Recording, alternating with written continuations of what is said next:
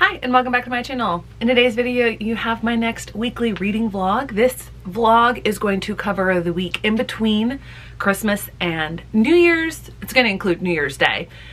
Starting it the day after Christmas and the day after I spent several hours working on my library and updating my library. I have some more thoughts about that, but I'll get to that in just a second. Okay, so the plan for this week, I'm going to start with audiobooks and then go to physical books. So I have started reading Assassin's Fate. I'm already getting, anticipating what's coming in this book. The interactions with Bee and Wolffather is just incredible. Oh my word, I just realized that there's a bee here on the cover. Anyway, so this is going to be pretty significant and I am here for it. I think it'll take me a couple days to get through it because obviously it's a big book. I'm not reading it physically, I'm reading it audio, obviously.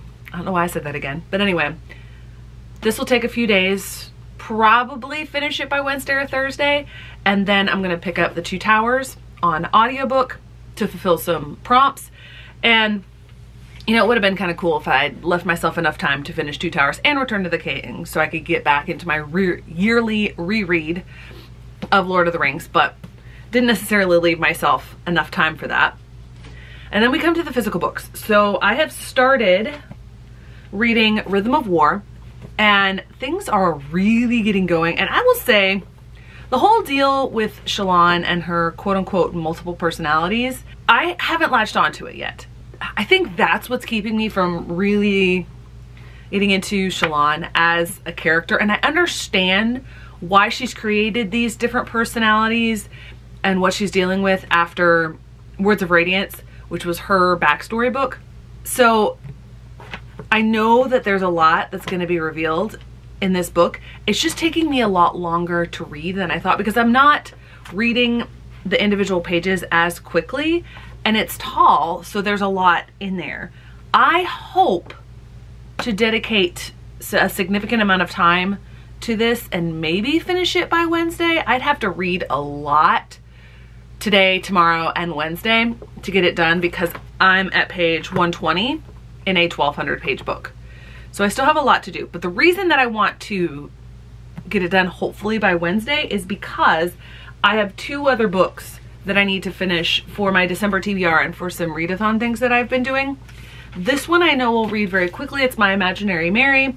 I think it fulfills a steampunk prompt. So I also want to give it a shot because it's just, I really love this version of it. I used to think that I was really into steampunk, but now I'm like, do I like steampunk or not? Maybe this will help me figure that out. And then the other one is Silver Under Nightfall by Rin Chupeco. This will be my first Rin Chupeco book, and the prompt I need to fulfill is vampires. And I'm not a huge vampire fan, but this book is so pretty. It's one of my Goldsboro books. Interestingly enough, there's not much under here, but I love, someone said they didn't like the lavender tones with whatever color that is. I actually like it, which is surprising for me. So these books aren't short, but they're also not long. At least I don't think so. Well, it's only almost 500.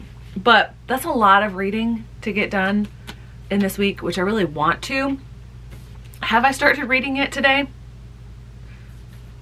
No, but I need to. And also, even though it's a Monday, my mom and I are going to do our long run this afternoon. Normally we do them in the mornings, but it's around 20 degrees here, and living in the South, we don't have the gear for that kind of weather, but it's supposed to be around 30, it's supposed to be around freezing in the afternoon. And I know based on what I wore when I ran in New York that what I have will be sufficient for that. So we'll get to that, but it's our longest long run of the training cycle, which will be close to 4 hours that we're spending on that.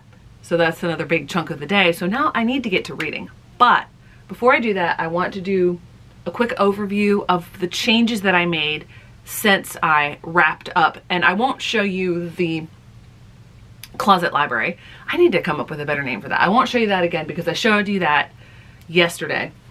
And then I mentioned right here, I have nonfiction. What I'm thinking about more long-term is once this side of the closet gets made up, maybe moving my nonfiction over there because I want to continue to expand my nonfiction, and maybe making that side of the shelf special editions. Maybe. Haven't decided yet. So what I will show you is what I have done over here, and I really like what I've done with those. Okay, so we'll start with this shelf, and now down here, I told you, I mentioned I don't have as much space on that other one, so I still do have a row of nonfiction, which is why it might need that other side of the closet. But we'll start up here at the top. I went ahead and I moved my special editions of the Farseer trilogy from behind where my normal filming location, so that I could have this whole top row being Robin Hobb. It doesn't quite fit, but it sort of does. And this space right here is for Assassin's Fate. I did plan that out ahead of time. Then the second row we have for Sanderson. I do have the space for Rhythm of War, but I may need to expand my Sanderson shelf as I get more of these special editions, because this right now is covering up Mistborn, both eras, and I still need to get the paperback copy of The Lost Metal. So this is all Sanderson, and this is the only time when I have an author where they're in multiple age groups, where I've combined his middle grade, young adult, and then adult, because I wanted to have the whole shelf there. Then we move down to my adult fantasy, which I am expanding. I didn't have as much of it as I thought, but I think that's because of all the Hobb and Sanderson up here. But adult fantasy coming down here, of course, I have to display prominently, Babel. And then we come over to my young adult shelf, and I went ahead and combined all the genres and just made this all young adult. So I did these alphabetically as we come down. Vast majority in here are fantasy, but then we also have sci-fi and historical fiction and some modern fiction. But what I love is that I had space to do that with those two books. I wish that the red tone of her hair was the same on both books. That would make it even better. But there we go. We have Fable and Namesake, which I read last year for the Goodreads Choice Awards. Then we come over to this shelf. I left the top shelf basically unchanged, even though I may end up shifting my Rick Riordan books over to this shelf over here. But because of all my Christmas decorations, I didn't touch that. And then I expanded my Lord of the Rings collection. I'm working on expanding that. I have down here are all the Lord of the Rings books in Spanish. Right here in the center, we have all of those like reading journals and little things to put the art prints and stuff in. And then we have Chronicles of Narnia over here. I also want to expand my collection of Narnia books. This may end up being Lord of the Rings and Narnia combined, which would be kind of fitting. Up at the top in the place of prominence, we have my very new, awesome special editions of Strange Dreamer and Muse of Nightmares. By the time this goes up, I don't know if that unboxing will have gone up or not. I don't think so, but I get really excited in that unboxing. And then over here, we have middle grade. Most of my middle grade that I own is actually in my classroom library, which is why this is so small. But we have middle grade fairly alphabetically, although the series of unfortunate events, I wanted to keep the whole series together, which that's not the whole series, obviously. But alphabetically, these books would actually fit down there. And then the bottom row here is my graphic novels and comics collection, which is expanding. And then these are my unread Doctor Who books. There we go. Quick shelf update. I need to get to reading, so hopefully I'll have some more updates for you. Okay, so it's now Wednesday afternoon. After this update, I'm going to go for my run. So I'm going to update fairly quickly because I'm still working through those same two books. I had a feeling this would happen because both of these books are incredibly long. Assassin's Fate on audiobook, in this version it is over 850 pages, and Rhythm of War, which is 1216 pages. I'll talk a little bit about Assassin's Fate. This clearly is the book to wrap up the realm of the Elderlings. Robinov has mentioned that she might have another story in the realm of the Elderlings, but I almost don't want her to tell it because of the way that she's wrapping everything up in here. I know that it's going to be heartbreaking. Things that are happening, things that Fitz had to do.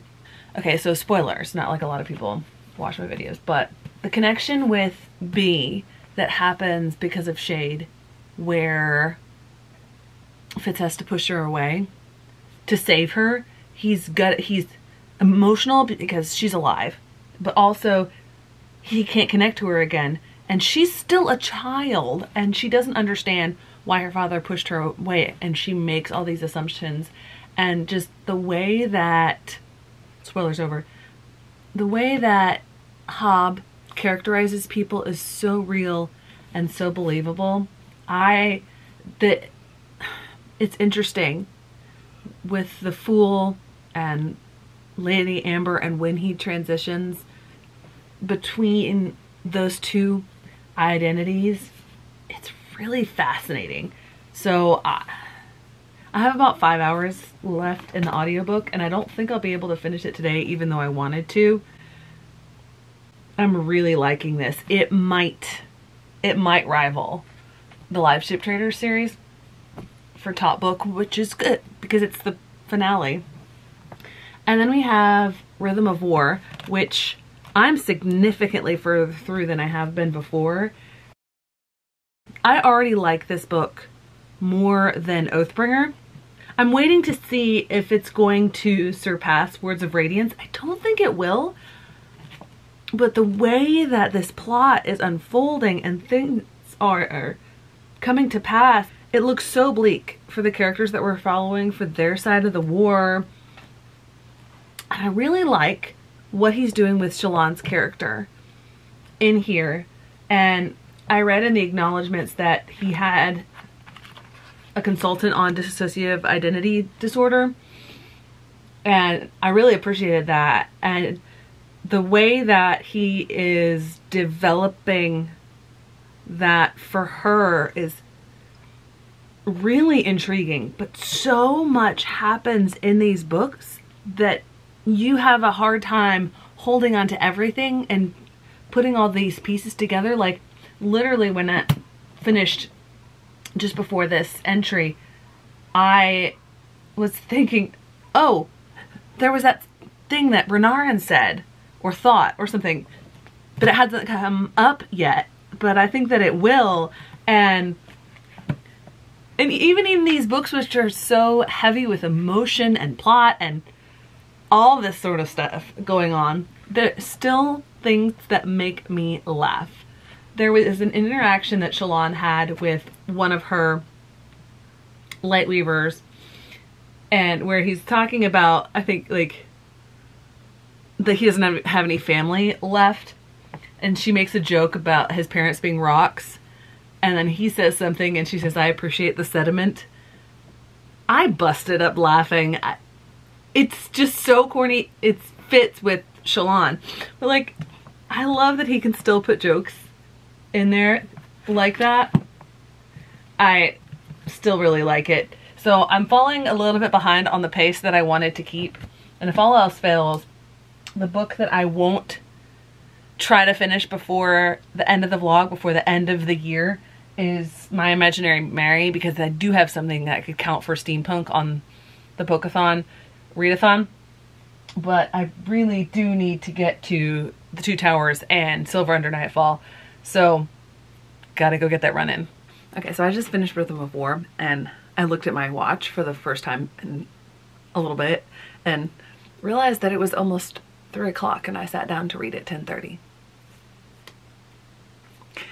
I had no idea that that much time had passed, and move over Words of Radiance.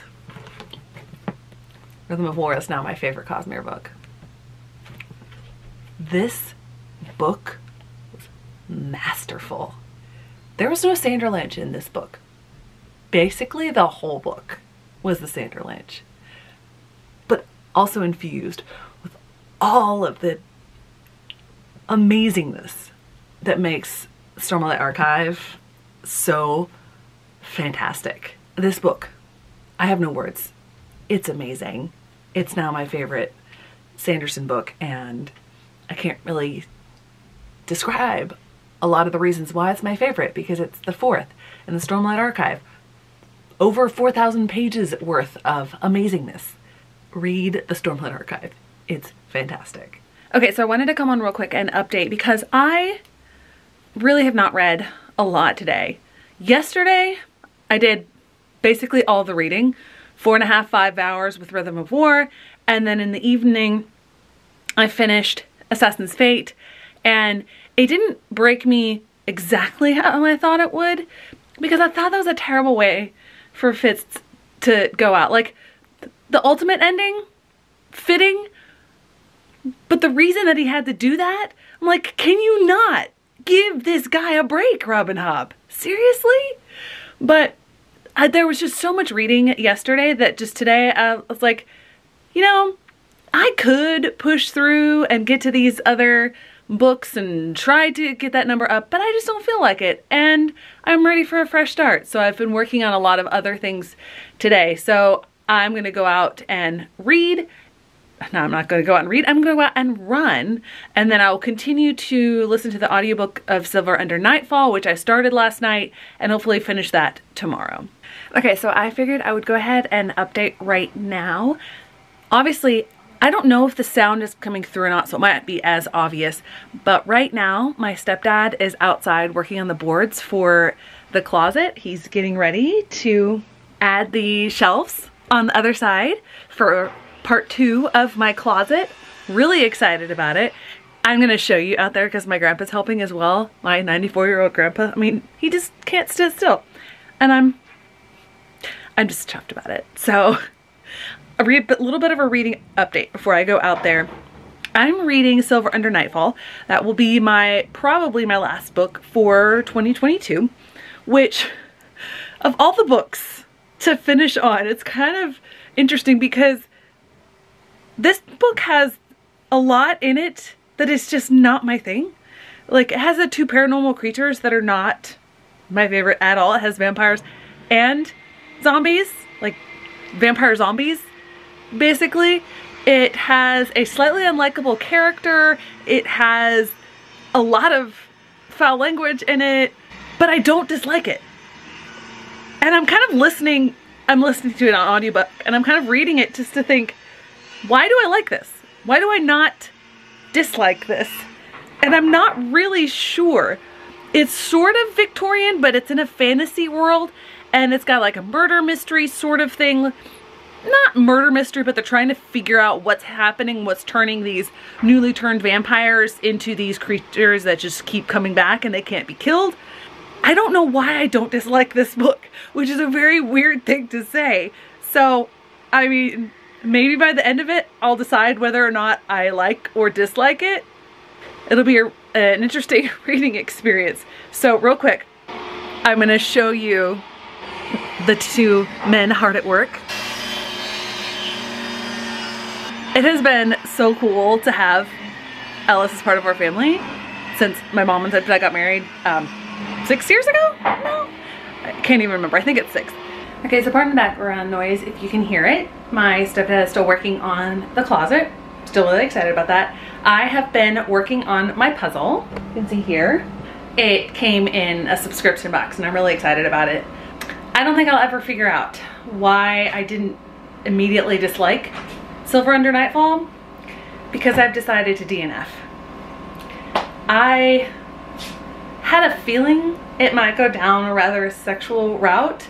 Vampirism is associated with that a lot.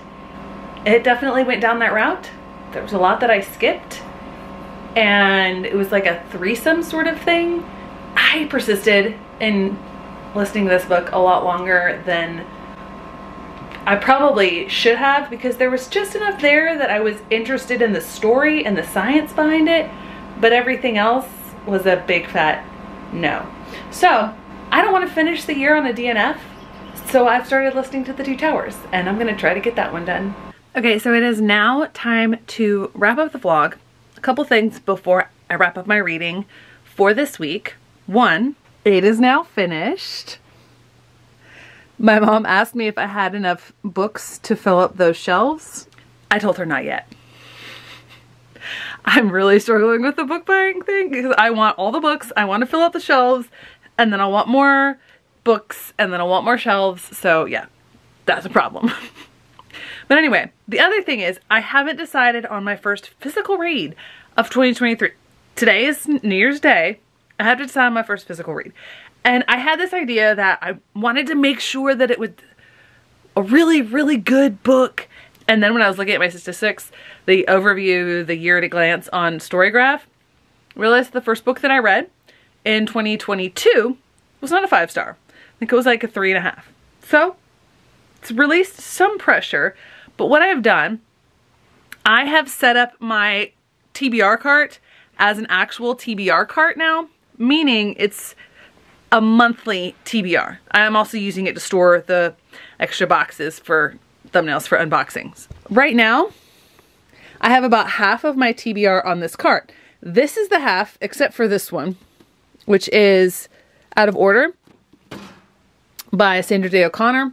I have found audiobooks for all of these, also excepting this, which is the third book, the conclusion in that trilogy. There's no audio, but I have the second book as audio, so I didn't pull that one off. But I have found audio on various forms for all of these, which will help me, I think, get through my TBR a lot quicker. And so then I came over and I pulled out all of the books that I couldn't find audio for, or didn't want to in the case of Wing Bear, except for one I've put back on the table of books to haul. Yes, that video is coming. So these are the ones that I'm going to make my choice for physical read. First physical read of the year. When I'm looking at this, I still have not a really strong inclination. Part of me wants to narrow it down and choose from these three, which I probably will end up doing. You'll find out in my next vlog. Actually, I should start calling these recent reads. I'm actually going to rebrand that. Like, this one is going to be recent reads #1, even though I've been calling it a vlog this whole time. I'll have to work on that. This one had a little bit more vloggy stuff in it than others. I read so much that I'm not giving you updates as I'm reading. I'm not doing a lot of like B-roll, interesting stuff. I'm rebranding it to recent reads. So now I am going to wrap up everything that I've read for the week. Okay, so I'm just going to real quick hold up the books. These were my primary reads throughout the week. Assassin's Fate and Rhythm of War. This was the week of the big books. It took me most of the week to finish these books. It also was the week where on the last day of the year, I DNF'd a book and I'm gonna unhaul it. This is not the book for me. I talked about that already. And then also I got through Two Towers, which was another book on my TBR that I had sort of pushed to the side. And then when I had to DNF Silver Under Nightfall, I'm like, I need to end the year on a good note. Hence, take me back to Lord of the Rings, and Andy Serkis's narration is just unmatched. I love Lord of the Rings so much. I love every bit of the story, and I'm listening to it on really fast speed. By the end of the night, it was 3.5 speed. But I know the story so well that I loved every bit of it. So this was the week of finishing everything up, and then at the end of the week, Thursday, Friday-ish, no, Friday, Saturday-ish, taking a step back, not pushing as much on the reads, and just being able to chill. So all in all, a fairly successful week. I can't tell if the image is tilted or not. If it is, hey, welcome to my life. But thanks so much for watching. I hope to see you in the next one.